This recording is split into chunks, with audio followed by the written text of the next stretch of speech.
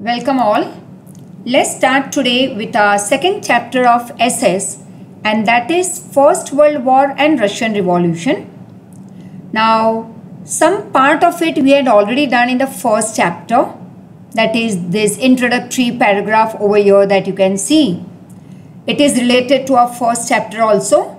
That is how the West European countries were so very eager to expand their empire, that is their rule and their hold over majority parts of the world, especially Asian and African countries. So the yearning, that is the eagerness of the Western European countries for expansion of their rule, or you can say empire, and acquire, that is to take hold of new territories, resulted in these countries going to Asia and Africa. मतलब ये जो एक सोच उनके दिमाग में आई थी that we want to expand our empire, have more and more territories in the world under our control. तो ये जो एक सोच जो थी उनके दिमाग की, वो उनको ले गई towards Asia and Africa. Thus they established their colonies and expanded their rule. तो इसके रिलेटेड एक वीडियो भी फॉलो होगा. But before that, this you already know that how they had established their trading centers, how they started expanding their rule, like एक के बाद एक जो गवर्नर जनरल आए थे with their own terms and condition, how they destroyed our cottage industries and the farmers and weavers. तो इस तरह से उन्होंने एशिया और अफ्रीका में वो अपना कब्जा जमाने आ गए. Consequently, मतलब रिजल्ट ये हुआ that there arose a competition between European countries to establish colonies. तो बहुत सारी कंट्रीज आई थी. सबसे पहले जैसे पोर्चुगीज, फिर आए Dutch and many other, finally Britishers and French. तो इन सब में कंपटीशन लगी रहती थी और जो सबसे स्ट्रॉन्ग था वो जीत गया. That is you can see the Britishers. और जबकि फ्रेंच और पोर्टुगीज़ को तब बहुत ही फ्यू पॉकेट्स मिले थे, that is small regions of India, वो अंडर देयर कंट्रोल. बाकी मेजॉरिटी पार्ट आ गया ब्रिटिशर्स के हाथ में. अब ये जो एक लालच थी, मतलब this greed for colonisation among the waste European countries caused economic, social and cultural destruction of the Asian and African countries. अब एशिया और अफ्रीका की कंट्रीज कैसे डिस्ट्रॉय हुई? Economically, socially, culturally. एक ही रीज़न, वेस्ट यूरोपियन कंट्रीज की लालच की वजह से. And the result of this on world politics was that First world War took place and also Bolshevik revolution took place. तो इस चैप्टर में तो हम करेंगे related to more about First world War and Russian revolution, and with in this you will see some interesting stories also. So let's move ahead in this chapter. The topic that is West Europe and colonialism in Asia and Africa, कि कैसे West European countries Asia और Africa में आई और कैसे उन्होंने अपने trading centre start किए. धीरे धीरे हमारे इकोनॉमिक्स और पॉलिटिक्स में इंटरफियरेंस स्टार्ट हो गई उनकी, and finally they started ruling us. So let's start. The waste European countries wanted to expand their empire in Asia and Africa. अब ये तो तुम्हें पता चल ही गया होगा अब तक कि वेस्ट यूरोपियन कंट्रीज को क्यों एशिया और अफ्रीका को कंट्रोल करना था. और एक सबसे बड़ा रीज़न था कि ये दोनों continent they were rich in natural resources and their greed for colonization did not spare even their neighboring countries. मतलब कि ये यूरोपियन कंट्रीज एशिया और अफ्रीका को तो कंट्रोल करने निकल पड़ी, लेकिन इस लालच में हुआ ये कि हर एक कंट्री, वेस्ट यूरोपियन कंट्री, अपनी नेबरिंग वेस्ट यूरोपियन कंट्रीज़ को भी नहीं छोड़ रही थी. कंपटीशन लग गई, बैटल्स हुए, दैट इज़ वॉर्स. और फाइनली हमने उसका रिजल्ट देखा, first world War and lots of destruction. Destruction not only in the form of money but more in the form of men. अब Spain had taken control over Netherlands, Belgium and Luxembourg. अब सबसे पहले जो Spain ने control किया वो कौन से रीजन थे? Netherland, Belgium and Luxembourg. Later on, some other provinces were captured by France. अब थोड़े बहुत फ्रांस ने भी कैप्चर कर लिए regions.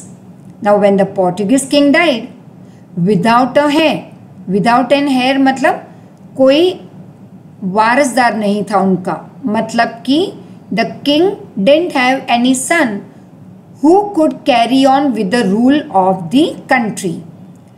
So when this Portuguese king died without an heir, Portugal came under the rule of Spanish king because of his blood relation. अब Spanish king ने ये कहा that because with Portuguese we have blood relation, तो हम आपको भी rule करेंगे. अब तो पोर्टुगीज आ गया पूरा स्पेन के कंट्रोल में. सो फॉर 6 decades मतलब 60 long years, the monopoly of establishing colonies in non-European countries was with Spain. तो 60 years तक नॉन यूरोपियन कंट्रीज में जाके अपना होल्ड जमाना या you can say establish more and more colonies in non European countries, ये किसके हाथ में आ गई मोनोपोली? स्पेन किंग के हाथ में, दैट इज स्पेनिश किंग के हाथ में. So I think so you have understood. Let me say in brief कि वेस्ट यूरोपियन कंट्रीज को कहाँ पे होल्ड जमाना था अपना? Asia and Africa. Then next, तो इसी ग्रीड में हर एक वेस्ट यूरोपियन कंट्री अपनी नेबरिंग कंट्री को भी नहीं छोड़ रही थी. कहीं ना कहीं कंपटीशन लगा रहता था इस लालच में. अब स्पेन ने कंट्रोल कर लिया Netherland, Belgium, Luxembourg and later on थोड़े बहुत प्रोविंसेस उनके कैप्चर किए फ्रांस ने. अब जब पोर्टुगीज का राजा मर गया तो उसका कोई वारसदार नहीं था, तो स्पेनिश किंग ने कहा कि पोर्चुगल के साथ हमारे ब्लड रिलेशन है, तो पोर्चुगल को अब हम ही रूल करेंगे. तो 60 इयर्स तक नॉन यूरोपियन कंट्रीज पे किसका होल्ड रहा? स्पेनिश किंग का, टू एस्टैब्लिश कॉलोनीज. उनकी मोनोपोली हो गई. Now similarly Italy and German state became the victim of the greed of France and Austria. उसी तरह से इटली और जर्मन भी किसके हाथ में आ गए? फ्रांस और ऑस्ट्रिया के लालच की वजह से फ्रांस और ऑस्ट्रिया के हाथ में आ गए. When the European powers were tightening their hold over Asia and Africa, many of the European countries which had become free, following the footsteps of England, made many of the Afro-Asian countries their colonies. अब बहुत सारी European countries इस time period में उनको freedom मिल चुका था, right? तो हुआ ये कि यूरोपियन पावर्स जब अपना होल्ड जमा रही थी, यूरोपियन पावर्स मतलब यूरोपियन कंट्रीज, अलग अलग यूरोपियन कंट्रीज जब एशिया और अफ्रीका में अपना होल्ड फिक्स करने निकल पड़ी थी, तब बाकी की वो यूरोपियन कंट्रीज जो जिनको फ्रीडम मिल चुका था वो भी इंग्लैंड को फॉलो करने लगे कि चलो भाई हम भी अफ्रीका और एशियन कंट्रीज में जाके अपनी कॉलोनीज सेट कर दें. तो ये लालच बढ़ती गई इनकी. अब कॉलोनियलिज्म इन एशिया, सबसे पहले एशिया में इन लोगों ने एंट्री कैसे ली? After strengthening their grip over India, तो एशिया में सबसे पहले कहाँ पे आए? इंडिया में.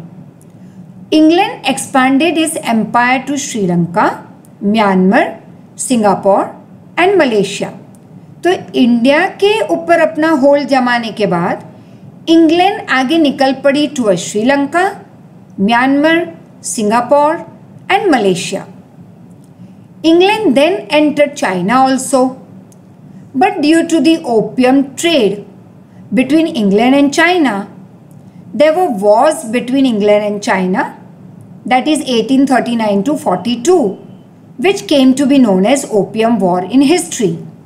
अब हुआ ये कि इंग्लैंड को परमिशन तो मिल गई थी चाइना में ओपियम की ट्रेडिंग के लिए, लेकिन हुआ ये कि इंग्लैंड ने ओपियम का गलत यूज़ किया। अब ये जब चाइनीज़ गवर्नमेंट को पता चला तो उन्होंने इंग्लैंड को मना कर दिया कि आप ओपियम का ट्रेड हमारे साथ नहीं कर सकते, because they were making negative use of opium in the world. तो दोनों के बीच में वॉर हो गई और ये एक बहुत फेमस वॉर है हिस्ट्री की, and which continued from 1839 to 42। Naturally China ये वॉर हार गई और अपने 5 पोर्ट भी हार चुकी थी, जिसके ऊपर कब्जा ले लिया इंग्लैंड ने, where England could carry on their opium trade and thus expanded their rule. अब जब चाइना अपने 5 बड़े पोर्ट हार चुकी थी तो इंग्लैंड का कब्जा आ गया उस पर, और इंग्लैंड ने तो बहुत आसानी से अपना ओपियम का व्यापार स्टार्ट कर दिया and it expanded its empire. Taking advantage of China's weakness, Japan, Russia, Germany, France, Belgium and America also acquired trade and political rights in China. अब नेचुरली जैसे बाकी की कंट्रीज़ ने देखा कि भाई चाइना तो वीक हो गई है, तो चलो हम भी जाते हैं चाइना और उसे कंट्रोल करते हैं। तो लग गई एक लंबी सी एक कतार, एक लाइन लग गई लोगों की, and they went towards China to capture it. तो इस लाइन में कौन थे? Japan, Russia, Germany, France, Belgium and America. और वो क्यों गए? To acquire trade and political rights in China. Enormous oil resources in the desert region of West Asia attracted the European to establish colonies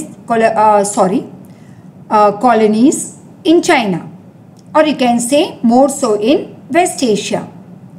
अब बड़े oil resources थे in the desert region of West Asia.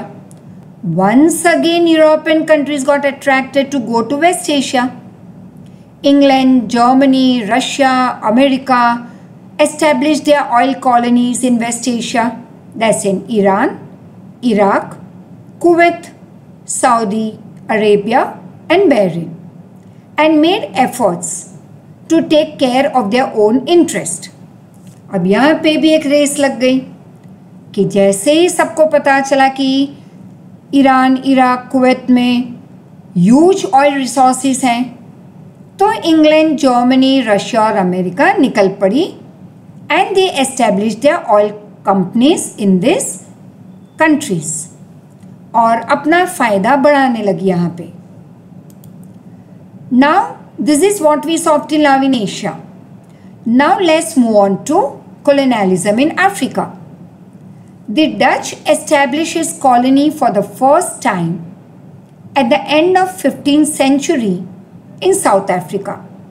15th century के end में मतलब around 1490-95 के आसपास Dutch ने अपनी कॉलोनी फर्स्ट टाइम एस्टैब्लिश की in South Africa. After that England and France also established their colonies in Cape and Algeria in North Africa respectively. Respectively मतलब कि इंग्लैंड ने केप में अपना होल्ड जमा लिया और फ्रांस ने अल्जीरिया में। So after Dutch came England and France. The huge regions of Africa seemed quite suitable to acquire raw material and selling ready products post-industrial revolution.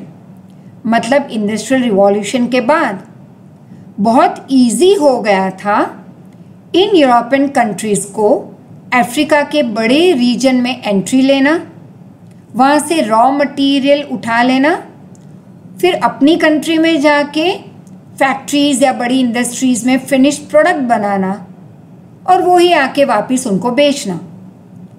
Because of which European countries competed to establish colonies। अब बहुत सारी European countries competition में आ गई to establish colonies in Africa. King Leopold of Belgium captured the vast regions of Congo and he established his rule over here. तो Leopold जो राजा था बेल्जियम का, उन्होंने बड़ा एरिया कॉन्गो का कैप्चर कर लिया और वहाँ का राजा बन गया। England established its rule in Egypt, some areas of East Africa and some of South Africa. France established its colonies in Tunisia, Morocco and West Africa. Once again Belgium के राजा किंग लियोपोल्ड ने Congo capture कर लिया। England ने some parts of Egypt के ले लिए, some areas of East Africa and some of South Africa। और फ्रांस ने कैप्चर किया, कॉलोनीज बना ली या एस्टैब्लिश की in Tunisia, Morocco and West Africa. Germany establish its rule in some regions of East and West Africa. Italy captured African region around the Red Sea. Spain and Portugal also captured some regions of Africa. बेचारे Africa को तो किसी ने कुछ पूछा ही नहीं कि भाई आपको क्या चाहिए। सारे वेस्ट यूरोपियन कंट्रीज एंट्री लेने लगे एक के बाद एक अफ्रीका में और अपने हिसाब से अलग अलग रीजन कैप्चर कर लिए। A conference for European countries was held in Berlin in 1884-85 in the middle of this competition to establish colonies। अब जबकि एक कंपटीशन चल रही थी यूरोपियन कंट्रीज़ में, तो कहीं पे इस कंपटीशन के बीच में उन्होंने सोचा चलो एक मीटिंग ही कर लेते हैं। तो सारी यूरोपियन कंट्रीज़ ने एक मीटिंग की in Berlin. Different African territories were divided among this European countries at the end of conference. बेचारा अफ्रीका तो बाजू में ही रह गया, उनको तो किसी ने कुछ क्वेश्चनिंग की ही नहीं। सारी यूरोपियन कंट्रीज़ ने अपने आप कैप्चर किया अलग अलग रीजन अफ्रीका का, और फिर लगा कि भाई ये तो कुछ बहुत ही कन्फ्यूजन हो रहा है, तो चलो एक मीटिंग कर लेते हैं। तो एक मीटिंग कर ली।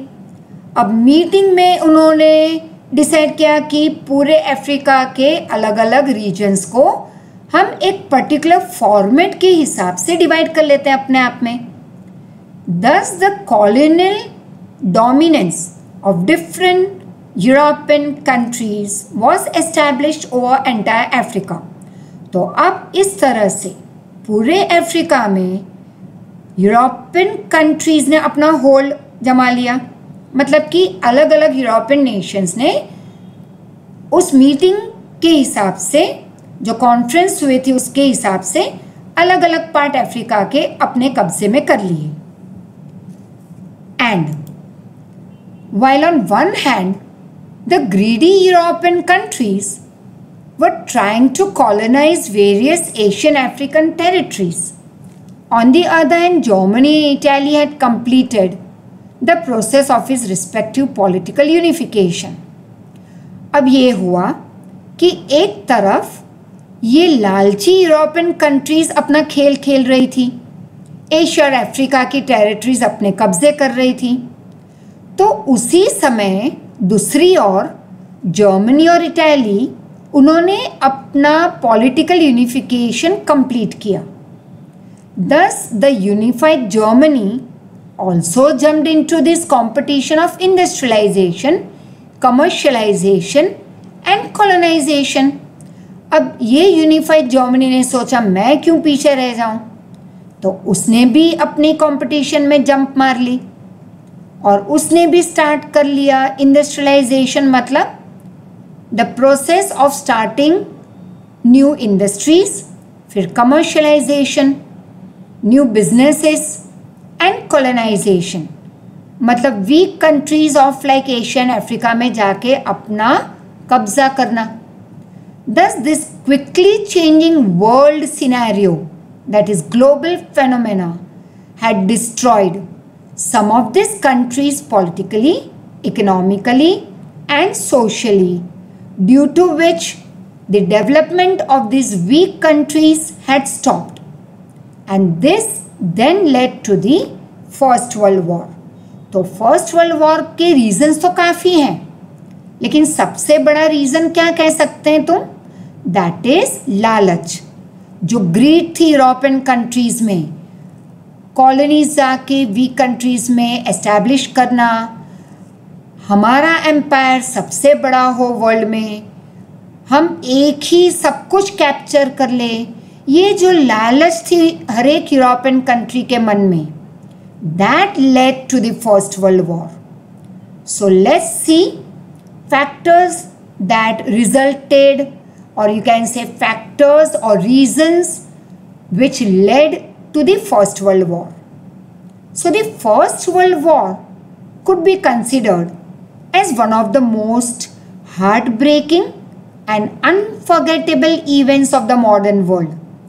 मतलब पूरे वर्ल्ड का ये एक ऐसा एक टाइम पीरियड था वर्ल्ड में, फर्स्ट वर्ल्ड वॉर, जो बहुत ही दुख भरा था, मतलब हार्ट ब्रेकिंग और अनफॉरगेटेबल था, मतलब लोग कभी भी इसे भूल नहीं पाएंगे.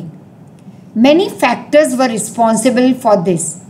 बहुत सारे फैक्टर्स रिस्पॉन्सिबल थे इस वर्ल्ड वॉर के लिए. The first world war began on 1 August 1914. Germany had already defeated France in the Sedan War, because of which France had to sign Frankfurt Treaty in 1871, according to which France had to pay a war fine as well as give away 2 of its region. अब सबसे पहला reason क्या था world war का, first world war का? First of all तो first world war began on 1 August 1914. Germany ने defeat किया था फ्रांस को, उनके बीच एक सेडान वॉर हुई थी. अब इस वॉर की वजह से फ्रांस जो हार चुका था उसे एक ट्रीटी साइन करनी पड़ी 1871 में. अब इस ट्रीटी का नाम क्या था?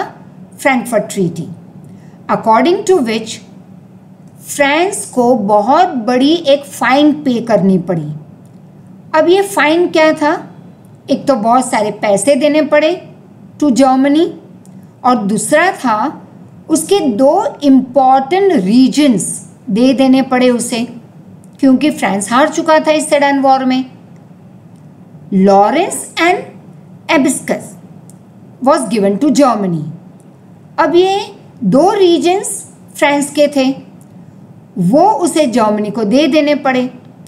France was not able to overcome this insult या ह्यूमिलिएशन. ये बहुत बुरा हुआ था फ्रांस के साथ और वो ये भूल नहीं पाया. Thus Frankfurt Treaty itself was one of the reasons of First World War. The end of the war sowed the seeds for the future war. अब जैसे ही फ्रांस और जर्मनी की वॉर ख़त्म हुई, ट्रीटी साइन करवाई गई और फ्रांस के दिमाग में जो ये इंसल्ट या ह्यूमिलिएशन बैठ चुका था, फिक्स हो गया था, तो वो एंड ही रीज़न बना फर्स्ट वर्ल्ड वॉर की स्टार्टिंग का. अंडरस्टूड? और if you have doubt you can get it clear, और वैसे भी इसका एक रिवीजन लेक्चर भी होगा आपके साथ. So we move ahead to the next part. Economic factors. First is economic factors, that is England had established its vast empire, that is control, in Asia and Africa in 19th century. मतलब कि 19th century मतलब 1800 to 1899. England ने already अपना control बहुत बड़े reason पे कर लिया था इन Asia and Africa. It exploited it's colonies economically and became rich. अब एशिया और अफ्रीका को काफ़ी डिस्ट्रॉय करके खुद इंग्लैंड रिच बनता जा रहा था. Due to industrialisation and quick colonisation, Europe required huge amount of raw material. अब यूरोप को चाहिए क्या था? क्योंकि उनके यहाँ तो बड़ी बड़ी इंडस्ट्री स्टार्ट हो रही थी, तो उनको चाहिए था बहुत सारा रॉ मटेरियल.